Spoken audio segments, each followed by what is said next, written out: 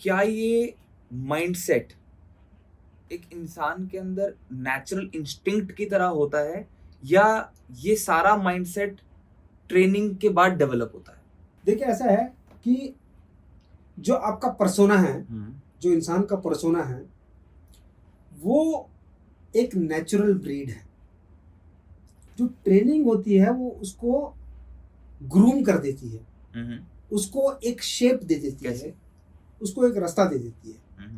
But ये कहें कि क्या सिर्फ ट्रेनिंग आर्मी इंस्टीट्यूट्स में, क्या ट्रेनिंग उस जुनून को पैदा कर रही है? नहीं, पैदा नहीं कर रही है। पैदा तो वो है उसके अंदर। तभी आप देखेंगे कि सोल्जर टू सोल्जर भी बहुत डिफरेंस होता है। आपको सोल्जर्स की भी, सिपाहियों के भी, जवानों के भी आपको अलग अलग कैटेगरीज मिल जाएंगी। उनके काम करने का तरीका अलग है, उनको सोचने का तरीका अलग है, ऑपरेशन में लीड करने का तरीका अलग है, दुश्मन से डील करने का तरीका अलग है। वो जो तरीके अलग हैं, जो तौर तरीका अलग है, चाहे वो एक सिस्टम का बना हुआ है, पर वो अलग इसलिए है क्योंकि वो जो जज्बा और जो जुनून है वो इधर से है, दिल से, यहाँ से उठता है वो उसका। ठीक है, आप ट्रेंड हो गया और सक्षम हो गए हो, और तैयार हो गए हो, और प्रिपेयर्ड हो गए हो, आपने स्किल्स एनहांस कर ली हैं, आपकी शूटिंग स्किल्स अच्छी हो गई हैं, आपकी ऑपरेशंस की टैक्टिक्स समझने की स्किल्स अच्छी हो गई हैं, बेहतर हो गई हैं, पर उस चीज को रियली ग्राउंड पर कन्वर्ट करना वो तो फिर अंदर से होता है। सर आपके ट्रेनिंग के डेज कैसे थे? क्योंकि बहुत सारी स्कीम्स होती हैं आर्मी में भर्ती की। एनडीए के बाद फिर आईएमए होता है, ऐसे ही एक ओटीए करके भी स्कीम है आर्मी की भर्ती की, and you have been one of those officers जो ओटीए के थ्रू आर्मी में भर्ती हुए। तो ओटीए का पहले तो मैं प्रोसेस समझना चाहता हूँ थोड़ा सा, कि ओटी का एग्जैक्टली प्रोसेस क्या होता है भर्ती होने के लिए?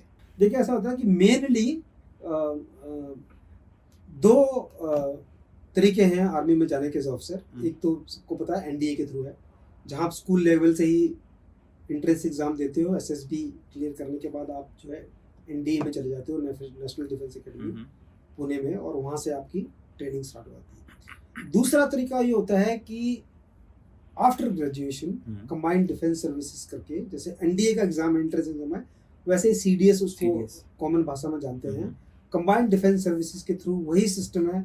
आप एक जो है रिटन एग्जाम देते हो, यूपीएससी कंडक्ट करता है, उस पर विभिन्न अलग अलग एसएसबी के बोर्ड बने हुए हैं, वो एसएसबी कंडक्ट करते हैं, और सर्विस सिलेक्शन बोर्ड जो बने हुए हैं, तो वो उनमें सिलेक्शन होता है, which is one of the toughest selection in the world जी।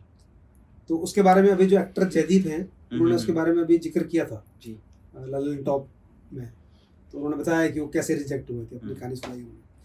तो उसके थ्रू आप जाते हो। फिर आप सीडीएस के दो पार्ट हैं, एक पार्ट है डायरेक्ट एंट्री जो IMA Indian military academy Dehradun जाता है, एक दूसरा पार्ट है जो शॉर्ट सर्विस कमीशन ऑफिसर्स का होता है, वो ओटी ऑफिसर्स ट्रेनिंग एकेडमी में जाता है। ऑफिसर्स ट्रेनिंग एकेडमी में आपको वही ट्रेनिंग, वही सिखलाई, वही स्किल सेट्स जो बाकी जगह लंबे टाइम में एक्वायर होती हैं, धीरे धीरे एक्वायर होती हैं, आपको वही स्किल सेट्स 9 से 10 महीने की ट्रेनिंग में एक्वायर करने हैं। क्रंच ट्रेनिंग होती है और टाइम नहीं मिलता है सोचने का, एक सेकंड आपके पास नहीं होता है, और आपको जल्दी शॉर्ट ड्यूरेशन में वही ट्रेनिंग कवर करके आप जो है अगर सक्सेसफुली ट्रेनिंग कर लेते हो एकेडमी में, तो आप एज ए लेफ्टिनेंट कमीशन होते हो। हमारे टाइम में सेकंड लेफ्टिनेंट का रैंक होता था, अब वो लेफ्टिनेंट का रैंक है।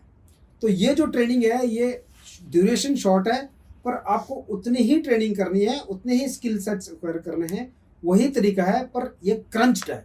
तो ये क्रंच्ड है तो ये प्रेशराइज्ड है, इसके अंदर प्रेशर ज़्यादा होता है।